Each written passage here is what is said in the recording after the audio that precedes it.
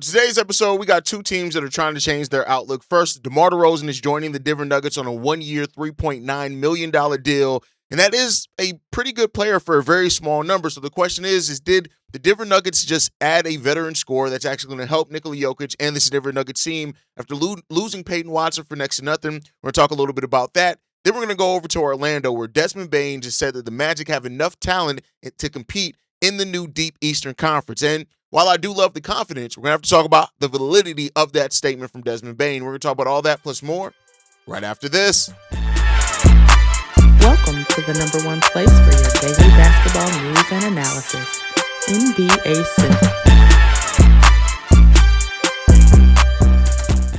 What's going on, basketball fans? Welcome to another episode of the Full Court Podcast. My name is Haize, but more importantly, you guys can follow us at the Full Court YT on every social media platform we happen to be on. With that side, let's go ahead and get into the content for today, y'all. So DeMar DeRozan is officially now signed to the Denver Nuggets. This came down late last night, where he signed a one-year, $3.9 million deal. He also had a partial guarantee with the Kings, and for only $10 million, and they opted out. They waived him, so he got paid $10 million. So he's taking the vet minimum here. And DeMar DeRozan last year averaged 18.4 points per game, 2.9 rebounds, 4.1 assists as well. And this is age 37 season is DeMar DeRozan, and still a very consistent player in what he does. But that's the part that becomes interesting in this, right? DeMar DeRozan is a very specific player in how he plays, right? Doesn't really like to play in transition, doesn't really play off ball overly well, is a player that's going to dribble the ball a lot, get to the free throw line, hit some tough shots as well.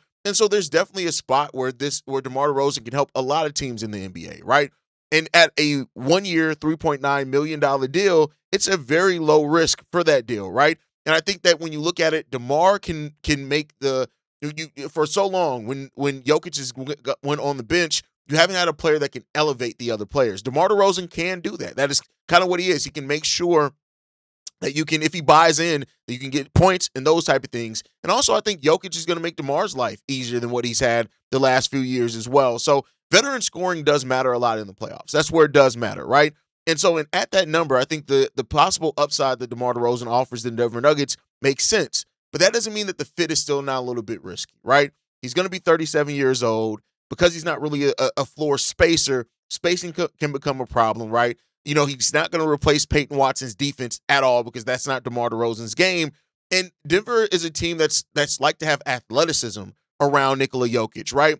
And I do think that if DeMar's role is a little too large, which he's kind of always had in his career, the Nuggets are going to get extremely slower than the pace that they like to play, right? Not to say that the Nuggets even like to play with the most fast pace in regards to it, but I do think as well, playoff basketball, and that's how we judge the Nuggets by, right? Not just regular season. They're going to win a lot of regular season games regardless. But in the postseason, when you have a player that's a defensive liability, those guys really do get exposed in the playoffs, right?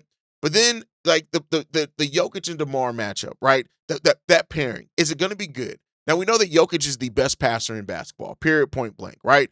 And while DeMar DeRozan doesn't really like to play off ball, he can cut, he can set screens, and he knows how to post up smaller defenders, punish switches, and get to the free throw line, like I said. I think DeMar is going to really be able to stabilize bench units for this Denver Nuggets team. His mid-range shot gives them a different type of playoff weapon that a lot of teams just don't have. But at the same time, that floor can get crowded very quickly, right? He's not a high-volume three-point shooter. You know, Jokić and Jamal Murray are players that tend to need room to operate. That's why they work so good together. And defenses are going to help off of DeMar DeRozan in certain lineups to load up on other players, which DeMar then is going to have to hit the three at least a decent rate to keep those defenses honest, right?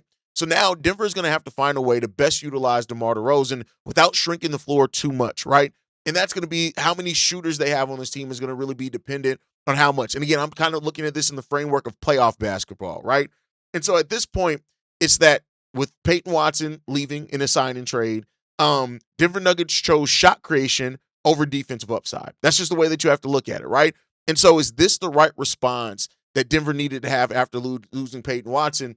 I'll say this, like the side of this that's yes, you needed immediate veteran help. You come in, you know exactly what DeMar DeRozan is. Say what you will about his strengths and his weaknesses, but you know exactly who DeMar DeRozan is and what he can give you when he's locked in, right? So you know that. He's a proven scorer, one of the best scorers in NBA history, just by the numbers and analytics. So there's there, right? And because the Nuggets also are kind of operating off this current window with Jokić, it makes sense, right? You can't waste a prime Jokić by not having the right talent around them. But at the same time, you've lost so much youth and defensive versatility.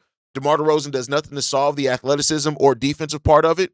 And this Denver team continues to lose depth over the years, basically since they won the championship. They just keep losing talent, right? And so short-term veteran scoring it helps, but it does not solve the bigger issue of the Denver Nuggets, and that's what you're going to have to look at it. And so the ultimate thing is going to be, what is DeMar DeRozan's role here? And I think that is probably going to be a six-man lead scorer. I think that's it. It lets him lead the second unit.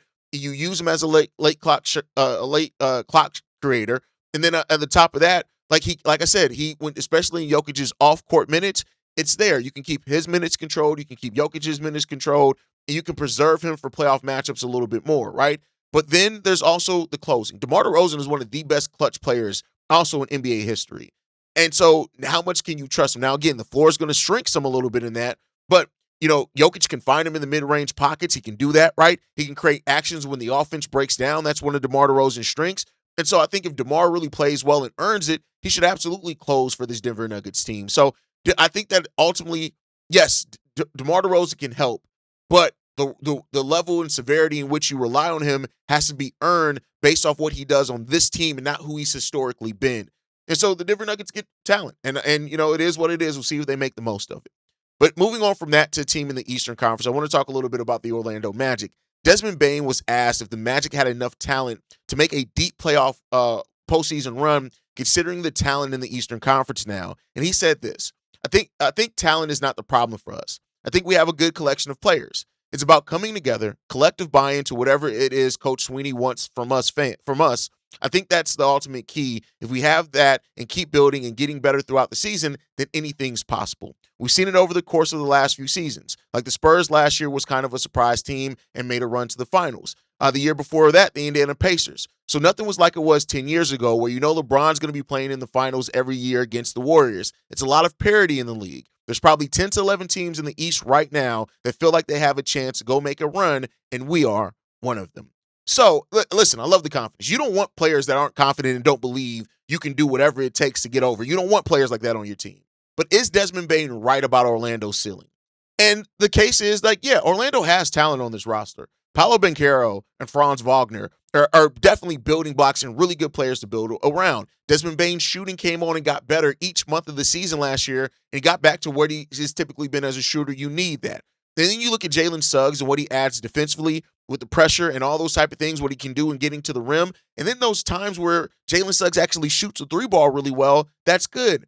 They won 45 games last season despite injuries, slow starts, and all those type of things. And they nearly knocked off the 60-win Pistons team as well in the playoffs.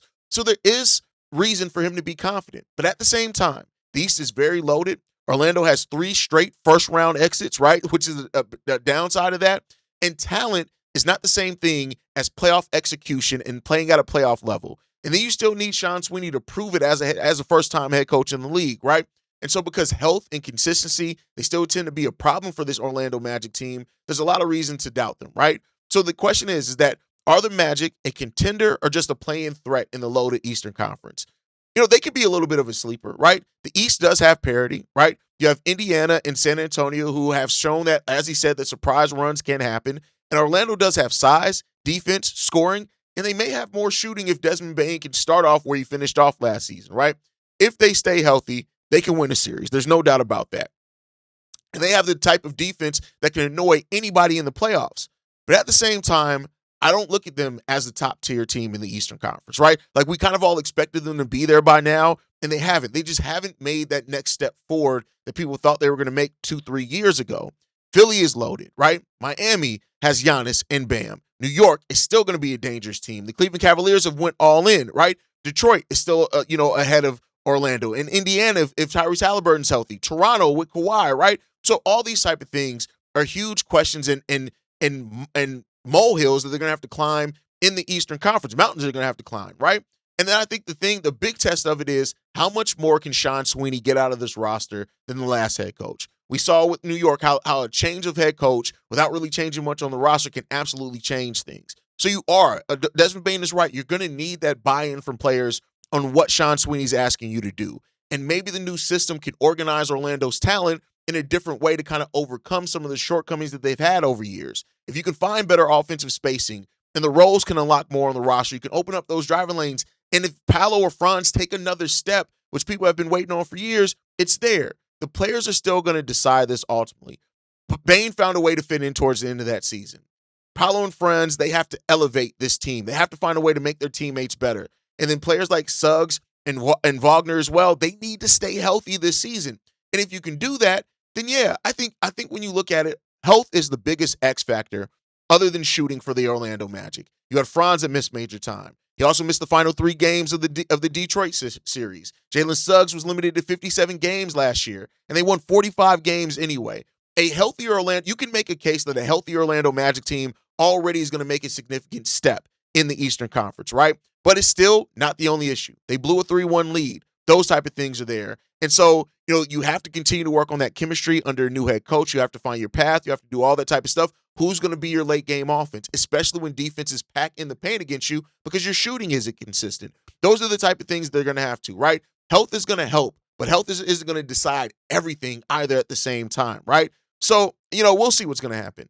The Orlando Magic didn't make very many big changes to the roster this year. This is kind of the first year they didn't make a big trade in the last couple of off seasons.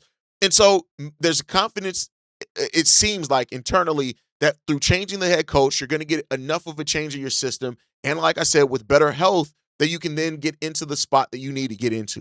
The East is going to be an absolute gauntlet this season. There's no ifs, ands, or buts about that at all. The East is deep. The East is going to be crazy. And we'll see with the Orlando Magic, because the Orlando Magic were a team that I've enjoyed watching. I've enjoyed seeing Paolo become the player that he is, but you still need another step from him. And if Paolo can really make that next step, another step, just that next step is usually the hardest, right? Then, the sky could really be the limit for this Magic team. And I guess we'll see how that's going to shake out.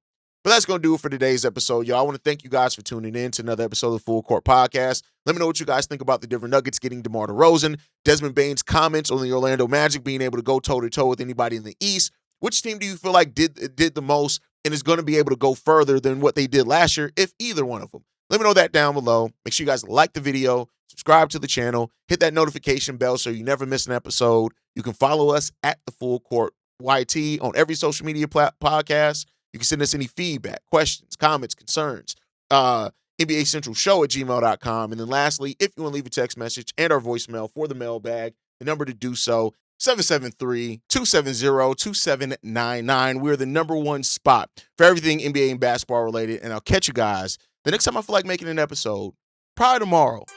Peace, y'all. Been a presentation of the Breaks Media.